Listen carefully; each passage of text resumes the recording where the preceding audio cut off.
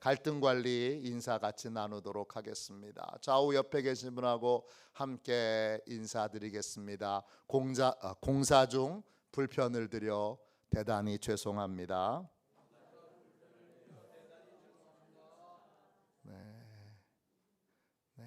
사랑은 모든 허물을 덮습니다. 할렐루야. 날마다 덮어주시고 날마다 품어주시고, 그래서 모두가 다 평안하며 또 모두가 다 따뜻한 사랑을 느끼는 행복한 교회가 되기를 주님의 이름으로 축원합니다. 제가 점심 먹을 때 총회장님이 오셔서 배추를 미리 절이자로 하는 그룹들이 있는데 어떻게 할까요? 그래서 권사님 쉬게 하고 점심 먹고 나서 절입시다. 근데 벌써 다 절여놨네요. 총회장님께 사과의 말씀을 드립니다. 좀 이따 여쭤볼 텐데 오후에 할 게 아무것도 없나요? 다 끝난 건가요? 남은 게 있죠? 이 남은 건 있는 거죠? 네, 알겠습니다. 자, 오늘 함께 은혜 받을 말씀의 제목을 따라 하겠습니다. 저항할 수 없는 하나님의 능력. 이런 제목으로 함께 은혜 나누겠습니다. 오늘 말씀 39절 보세요. 모든 백성이 보고 그랬어요. 이스라엘 모든 백성이 봤습니다. 뭘 봤습니까? 엘리야의 짧고 그러나 간절한 기도를 봤습니다. 또 뭘 봤죠? 하나님께서 엘리야의 기도에 불로 응답하시는 것을 봤습니다. 엘리야가 구한 것은 무엇입니까? 결국 한마디로 얘기하면 엘리야는 하나님의 영광을 구했습니다. 이스라엘 백성들이 모두 하나님의 영광을 구하는 것을 보았고, 그리고 엘리야가 하나님 여기 있는 백성들 다 하나님의 영광을 보게 해주세요, 이렇게 기도하는 것을 봤고, 불로 하나님의 영광이 임하는 것을 이스라엘 백성들이 마침내 보게 됐습니다. 하나님의 영광을 본다는 건 어떤 걸까요? 하나님의 영광을 구하고 하나님의 영광을 본다고 하는 건 구체적으로 어떤 것입니까? 오늘은 이스라엘 백성들이 목격한 하나님의 영광을 통하여 하나님의 영광을 구하고 하나님의 영광이 임하는 것이 구체적으로 어떤 것인지를 함께 살펴보며 우리 모두도 날마다 엘리야처럼 하나님의 영광을 구하는 복된 삶을 살게 되기를 원합니다. 할렐루야. 이스라엘 백성이 본 하나님의 영광은 무엇입니까? 첫 번째, 저항할 수 없는 하나님의 능력을 봤습니다. 38절 보세요. 이에 여호와의 불이 내려서 번제물과 나무와 돌과 흙을 태우고 또 도랑에 물을 핥는지라 그랬습니다. 엘리야의 기도에 하늘에서 불이 임했는데 그 불은 평범한 불이 아니라 초자연적인 불입니다.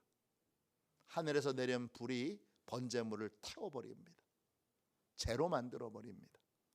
그리고 제단 위에 있던 버려놓은 나무도 다 태워버립니다. 그 불이 거기서 그치지 않고 돌을, 그 딱딱하게 굳어있는 돌을 다 태워버립니다. 그리고 제단 위에 있던 흙도 다 태워버립니다. 심지어는 12통의 물을 붓고 도랑을 만들었는데 그 도랑에 차 있던 물도 전부 다 태워버립니다. 하늘에서 내린 불은 아무것도 저항할 수 없는 하나님의 능력을 나타냅니다. 하나님의 권능 앞에 아무도 저항하거나 대적할 수 없음을 이스라엘 백성들이 눈으로 분명하게 보게 됐습니다.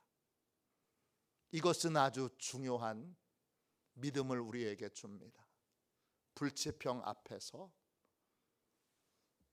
또 우리 인생을 가로막는 여러 장애물 앞에서, 번번이 실패했던 우리의 좌절과 낙심 앞에서 우리는 하나님의 영광을 체험하며 이렇게 고백하게 됩니다. 하나님이 불치병도, 우리를 가로막는 모든 장애물도, 번번이 도전하여 실패했던 모든 일들도 하나님의 권능이 능히 해결하실 수 있습니다. 하나님이 모든 것을, 우리가 걱정하고 염려하고 안 됐고 할 수 없었던 것들을 능히 다 해결하실 수 있는 전능한 분이시라는 걸 하나님의 영광을 통하여 우리가 목격하게 됩니다. 이걸 분명히 목격한 이스라엘 백성들이 어떻게 합니까? 39절 보세요. 열왕기상 18장 39절입니다. 모든 백성이 보고 엎드려 말하되 여호와 그는 하나님이시로다. 여호와 그는 하나님이시로다 하니, 그들이 다 보고 그 자리에 바로 엎드려서 하나님, 당신은 진짜 하나님이십니다. 여호와 그는 하나님이시로다. 여호와 그는 하나님이시로다. 그렇게 고백합니다. 엎드렸다, 이 말이 히브리어로 나팔입니다. 뜻은 얼굴을 땅에 대는 겁니다. 얼굴을 땅에 댔다는 건 완전한 황복을 의미합니다. 저항할 의지가 조금도 없이 완전히 하나님께 복종하고, 완전히 하나님께 순종하고, 완전히 하나님께 항복하겠다는 뜻입니다. 하나님의 영광을 보니, 여러분, 사람의 수고, 사람의 열심, 사람의 능력은 보이지 않고 뭐만 보입니까? 하나님만 보입니다. 하나님의 능력만 보이게 됩니다.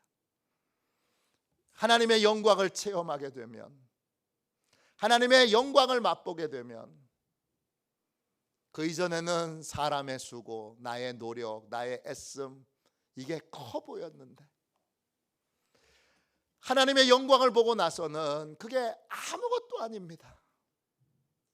그리고 나를 둘러싼 모든 문제, 장애물들, 하나님의 영광을 보기 전에는 태산처럼 컸는데 하나님의 영광을 보고 나서는 더 이상 그 모든 것들이 조금도 장애물이 아닙니다.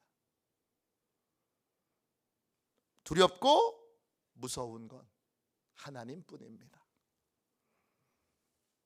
한마디로 찬송가 288장 3절의 상태가 되는 것입니다. 찬송가 288장 3절, 주 안에 기쁨 누림으로 마음의 풍랑이 잔잔하니 세상과 나는 간 곳 없고 구속한 주만 보이도다. 전에는 문제만 보였습니다.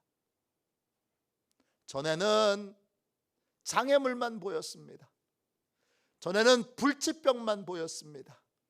전에는 안 되는 이유만 보였습니다. 근데 하나님의 영광을 체험하고 났더니 장애물은 더 이상 장애물이 아니고 문제도 더 이상 문제가 아닙니다.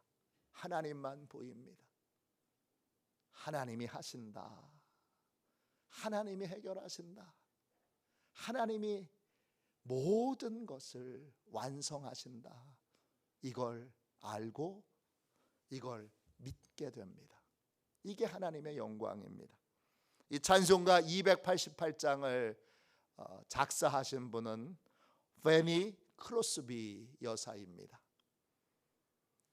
찬송가를 많이 작사하신 찬송가의 여왕이라고도 불려지는 분입니다. 이분은 태어난 지 6주 만에 의사의 실수로 실명했습니다.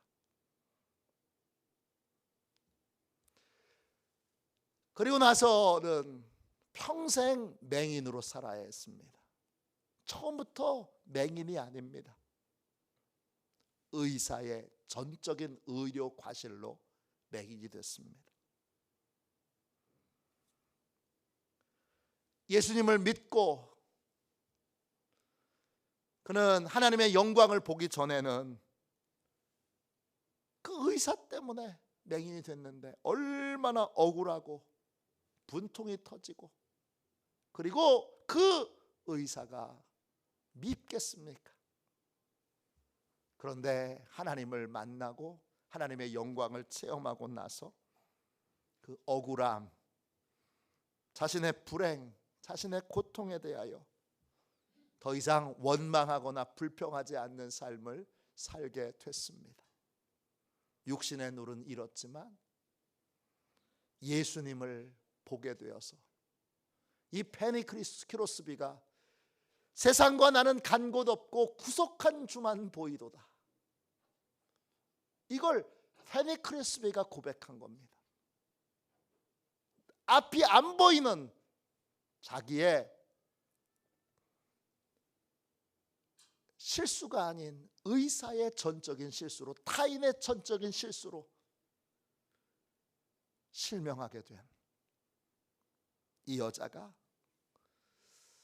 세상과 나는 간 곳 없고 구속한 주만 보이고 이제 예수님과 함께 동행하는 삶을 살게 되어 그것 하나만으로 만족합니다. 이렇게 고백합니다. 예수님을 만난 다음에 필요한 것이 있으면 예수님께서 늘 공급해 주시는 기적을 체험하게 됩니다. 그가 찬송가 작사가로 유명해지기 전에 그에게 어느 날 오불이 필요했습니다. 그는 고민하지 않고 하나님께 무릎 꿇고, 하나님, 제게 오불이 필요합니다. 오불을 주십시오. 이렇게 구했습니다. 기도가 마쳐지자 집에 초인종 소리가 들렸습니다. 나가보니 모르는 사람입니다. 그 모르는 사람이 페니에게 이렇게 물었습니다. 당신이 혹시 페니 크로스비입니까? 네, 그렇습니다. 찬송가를 작시한 일이 있습니까? 저는 당신이 작시한 찬송을 좋아합니다. 당신이 이곳에 산다는 얘기를 듣고 얼굴이라도 보고 싶어 집에 들렸습니다. 그 사람은 잠시 집에 들리고 떠나면서 페니 크로스비와 악수를 했는데, 악수를 하면서 손에 오불을 쥐어줍니다. 오불을 달라고 하나님께 구했더니 하나님께서 바로 사람을 보내셔서 오불을 손에 쥐게 하십니다. 이 하나님의 은혜에, 이 하나님의 응답에 페니 크로스비는 놀랍니다. 그리고 필요한 것을 넉넉하게 언제나 예외 없이 공급해 주시는 하나님의 권능을 믿고 알게 되면서 모든 원망, 불평, 증오, 미움, 걱정, 염려를 하나님께 다 맡길 수 있게 됐습니다. 하나님의 영광을 본 사람은 하나님을 온전히 믿고 의지하게 됩니다.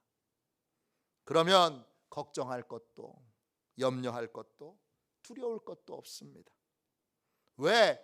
하나님을 믿고 따를 때 하나님이 다 해결해 주시고 하나님이 다 풀어주신다는 확고한 믿음이 하나님의 영광을 통하여 그 안에 생겨났기 때문입니다.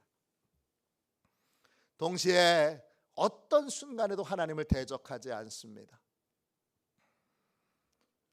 하나님을 대적하는 순간 하늘에서 불이 내리는 것처럼 결국 하나님을 대적하는 자는 살아남지 못한다는 것을 명백하게 알았기 때문입니다.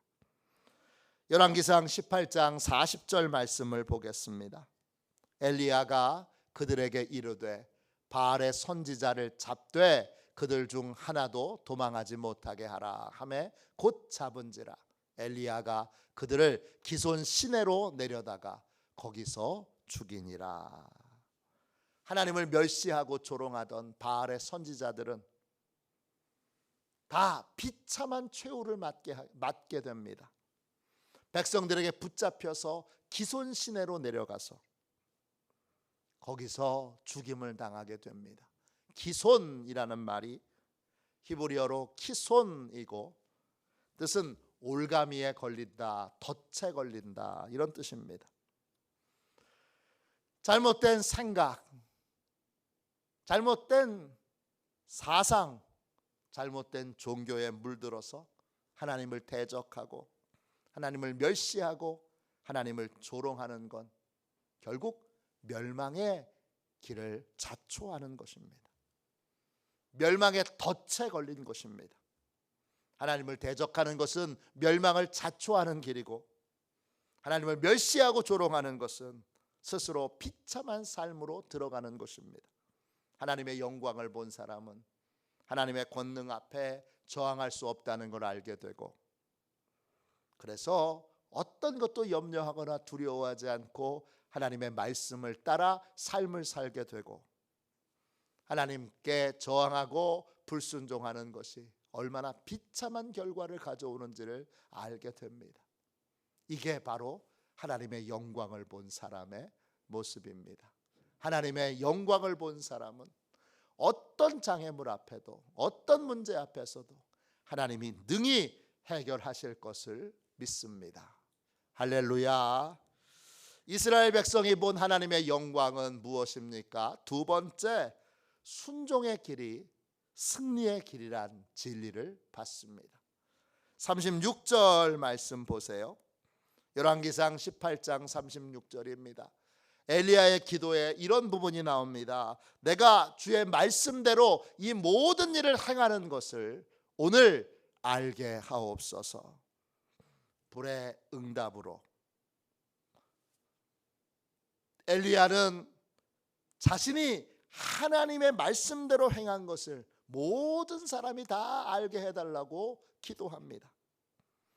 엘리야가 했던 모든 행위는 다 어떤 행위인 거예요? 순종의 행위였던 거예요.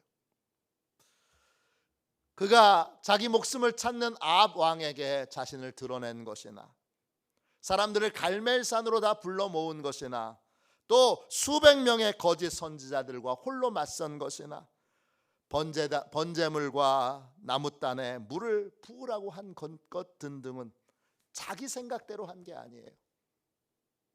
하나님의 말씀대로 한 거예요. 하나님의 명령에 순종한 거예요. 엘리야가 한 건 딱 하나예요. 하나님의 말씀에 순종한 것입니다. 순종의 결과로 하늘에서 불이 임했습니다.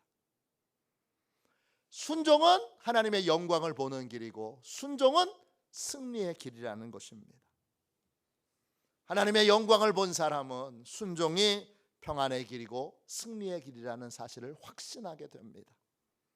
타락의 시대는 하나님께 순종하는 걸 미련한 짓이라고 그렇게 생각합니다. 아직도 순전하게 그런 말을 믿어? 그럽니다. 또 끊임없이 세상과 적당히 타협하라고 말합니다. 적당히 해. 아유, 신앙도 적당히 해. 적당히 해. 적당히 해. 이런 사람은 하나님을 우습게 여기고 하나님을 하나님으로 인정하지 않습니다. 하나님을 우습게 여기는 사람은 하나님만 우습게 여기는 것이 아니라 죄도 우습게 여깁니다. 잠언 14장 9절입니다. 미련한 자는 죄를 심상히 여겨도 정직한 자 중에는 은혜가 있느니라. 미련한 사람. 세상 사람들은 하나님께 온전히 순종하는 사람을 저 바보, 저 미련한 사람 이렇게 부르지만 성경은 하나님께 불순종하는 사람을 미련한 사람이라고 부릅니다. 하나님께 불순종하는 사람에게는 어떤 특징이 있느냐? 죄를 심상히 여깁니다. 심상히 여긴다. 이 말이 히브리어로 루츠입니다. 뜻은 비웃다, 조롱하다, 해석하다, 개입하다 이런 뜻이에요. 하나님께 순종하는 사람과 순종하지 않는 사람은 죄를 대하는 태도가 완전히 다른데 어떻게 다르냐? 하나님께 순종하는 사람은 그냥 문자 그대로 죄를 죄라고 생각합니다. 거기에 더 해석을 덧붙이지 않습니다.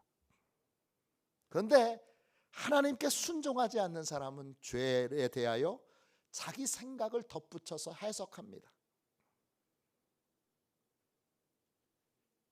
반드시 죄에 대해서 그냥 그거 죄구나 이렇게 판단하지 않고 하나님이 하지 말라고 하신 죄야. 선악을 알게 하는 나무의 열매를 따먹지 말라고 그러셨어. 그러면 정령 죽으리라 그러셨어. 정령 죽으리라 이 말을 있는 그대로 받아들이지 않고 하나님께 불순종하는 사람은 그걸 계속 해석합니다. 죄가 되지 않도록, 죄를 적당히 타협하도록 끊임없이 해석하고 자기 생각을 거기 안에 집어넣습니다. 에이, 설마 그러겠어? 이겁니다. 하나님의 영광을 체험한 사람은 하나님이 죄라고 여기시는 것에 타협하지 않습니다. 하나님의 영광을 본 사람은 순종해야 될 것에 타협하지 않습니다. 왜? 순종하는 길이 유일한 승리의 길이라는 걸 믿기 때문입니다.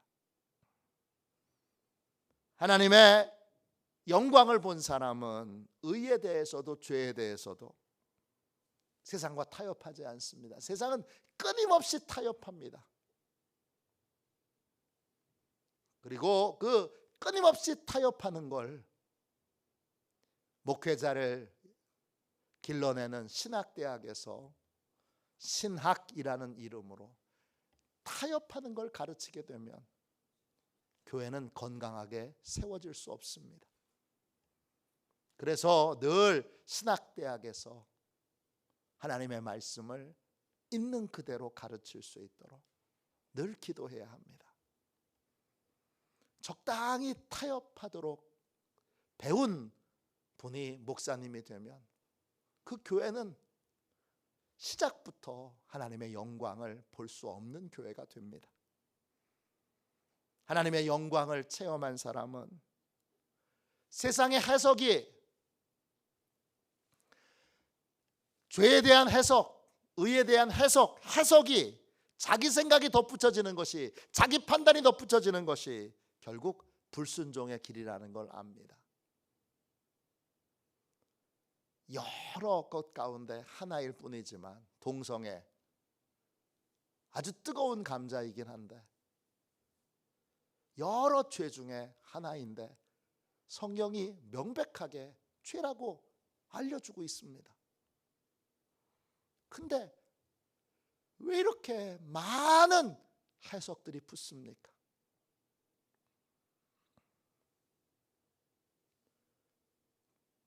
동성애만이 죄는 아닙니다. 성경에 죄는 많이 있습니다.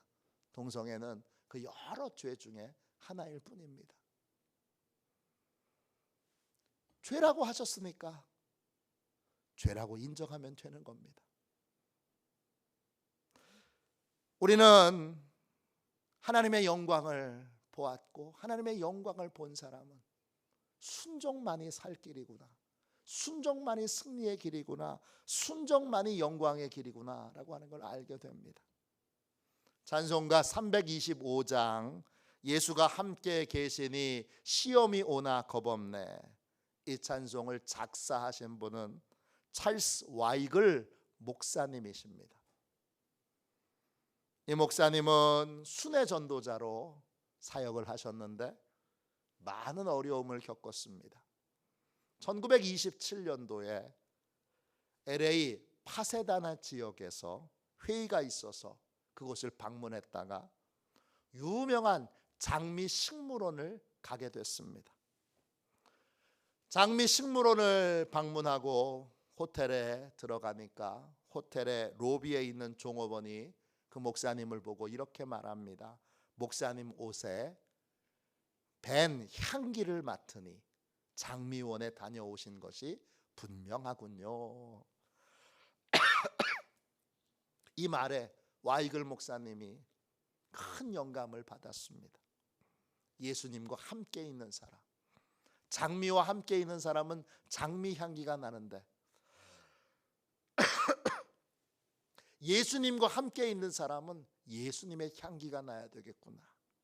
나는 예수의 향기를 뿜어내는 사람이 되어야겠다.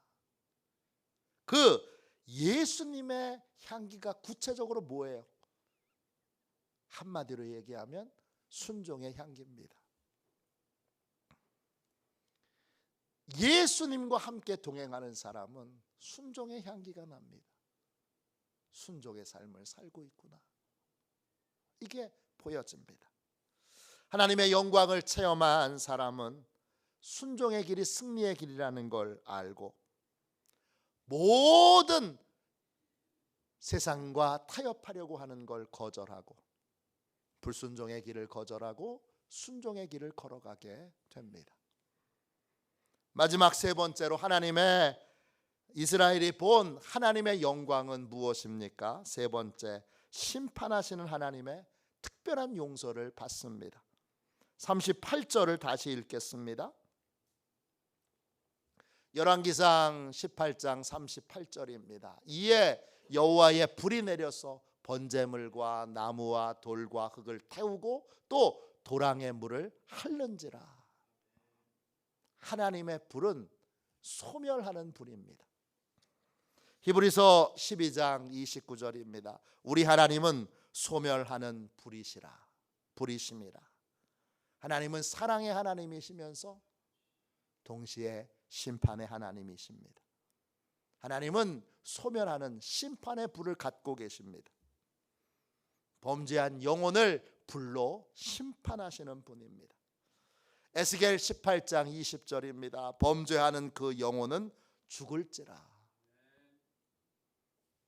엘리야의 간절한 기도를 들으시고 하나님은 심판의 불을 내리시는데 범죄한 이스라엘 백성들에게 내리시지 않고 제단 위에 놓인 제물에게로 하나님이 심판의 불을 내리십니다. 제물에게 심판의 불을 내리심으로 이스라엘 백성들의 죄를 용서해 주시고 그들을 다시 믿음으로 살 수 있는 기회를 주신 것입니다. 이스라엘 백성들은 그 제단에 불이 떨어지는 걸 보고 뭘 본 겁니까? 심판하시는 하나님께서 자신들을 용서해 주신 것을 보게 됩니다. 자기 대신에 번제물에게 소멸하는 불을 내리셔서 이스라엘 백성들 대신에 우상 숭배했던 마땅히 하나님의 불을 심판의 불을 받아야 되는 이스라엘 백성들을 대신해서 하나님이 소멸하는 불로 제물을 태우셔서 내가 너희들을 용서했으니 이제 다시 믿음의 삶을 회복하라 라고 그렇게 말씀하신 것입니다. 시간이 흘러 하나님은 스스로 범죄한 인간들을 위한 속죄물이 되셨습니다. 하나님은 스스로 속죄 제물이 되셔서 갈보리 언덕을 올라가셔서 십자가에 못 박혀 죽으셨습니다. 불의한 우리를 하나님의 자녀 삼기 위해, 불의한 우리를 천국 백성 되도록 하기 위해 우리를 대신해서 십자가의 형벌을 받으신 겁니다. 하나님의 영광의 세 번째는 우리를 용서하시는, 우리를 대신해서 죄값을 치르시는 하나님의 용서를 보게 되는 것입니다. 예루살렘에 가면 홀로코스트 기념관이 있습니다. 이름을 야트 바셈이라고 부릅니다. 손바닥 위에 새겼다, 이런 뜻입니다. 2차 세계대전 당시에 나치 독일이 유대인을 600만 명을 학살했습니다. 그들의 희생을 잊지 않기 위해 손바닥에 새기기 위해 만들어 놓은 기념관입니다. 이 기념관을 저도 가본 적은 없고 다른 분이 가보신 영상을, 요즘은 여행 유튜버들이 많으니까 여기도 가서 자세하게 찍어온 분이 있더라고요. 그래서 저도 그분이 안내해 주시는 것을 따라서 자세히 본 적이 있습니다. 여기 기념관에 전시되어 있는 사진, 유품 이런 걸 보면 인간이 정말 얼마나 잔인해질 수 있는가를 정말 탄식하며 보게 됩니다. 그런데 이 기념관 마당에 조그마한 동상이 하나 세워져 있습니다. 그 동상은 한 남자분이 아이들을 이렇게 안고 있는 그런 동상입니다. 이 동상에는 사연이 있습니다. 2차 세계대전 당시에 유대인들이 여러 지역에서 학살됐는데 폴란드에서는 약 300만 명이 학살당했습니다. 그 당시에 독일군은 폴란드에 살고 있는 모든 유대인들을 다 죽이려고 했습니다. 그런데 폴란드 어느 고아원에서 있었던 일입니다. 유대인들은 다 노란 별을 달고 있지요. 노란 별을 강제로 달고 다른 이 유대인 어린이 고아들을 독일군이 총을 앞에 내세워서 위협하면서 이렇게 말합니다. 가슴에 별을 단 아이들은 모두 다 나와! 무섭고 당황한 아이들은 선생님의 품에 꼭 들어가 선생님을 끌어안습니다. 선생님도 그 아이들을 다 끌어안습니다. 독일군은 다시 외칩니다. 선생님은 물러가고 아이들만 내놓으시오. 그러자 선생님이 이렇게 대답했습니다. 그럴 필요 없습니다. 제가 함께 가겠습니다. 당신은 유대인이 아니니 안 됩니다. 독일군이 이렇게 만류를 해도 선생님이 뿌리치고 아이들과 함께 트럭에 오릅니다. 그리고 그 유대인 고아 아이들과 함께 선생님이 가스실에서 죽습니다. 가스실에 들어간 순간 아이들이 오돌오돌 떨고 있으니까 선생님이 이렇게 위로해 줍니다. 내가 너희와 함께 있을 테니 걱정하지 말아라. 자, 우리 함께 기도하자. 그리고 선생님이 아이들을 꼭 끌어안고 하나님께 간절한 기도를 드립니다. 어때? 기도하고 나니까 마음이 편하지? 예, 이제 편해요. 내가 너희와 함께 있으니 마음이 편하지? 선생님, 저희는 이제 조금도 두려움이 없어요. 이 폴란드 선생님은 죽을 이유가 아무도 없습니다. 그러나 아이들을 사랑해서 아이들이 두려움 속에서 죽어가는 걸 볼 수만 없기에 아이들을 끌어안고 함께 가스실에 들어가서 함께 죽었습니다. 그 선생님의 이름은 야누시 코르차크입니다. 예루살렘에 있는 홀로코스터 기념관 마당에는 이 코르차크 선생님이 그 아들을 꼭 끌어안고 그리고 두려움에 떨고 있는 아이들을 위하여 기도해 주는 장면이 나옵니다. 그 장면은 우리의 죄를 용서하시기 위해 자기의 목숨을 버리신 예수 그리스도를 생각나게 합니다. 하나님의 영광을 본 사람은 우리를 용서하시는 하나님의 은혜를 깨닫습니다. 우리를 용서하시기 위해 자신의 생명을 아끼지 않고 내어주신 선한 목자가 떠오르게 됩니다. 하나님의 사랑이 진심인 걸 알게 되면 하나님의 영광을 받은 사람, 하나님의 영광을 목격한 사람은 자신도 진심이 됩니다. 내 안에 있는 거짓을 다 몰아내고 하나님이 진실로 나를 사랑하신 것처럼 나도 진실로 하나님을 사랑하는 삶을 살게 됩니다. 하나님의 영광을 구하면 하나님의 영광을 체험할 수 있게 됩니다. 하나님의 영광을 체험하면 저항할 수 없는 하나님의 능력을 알게 됩니다.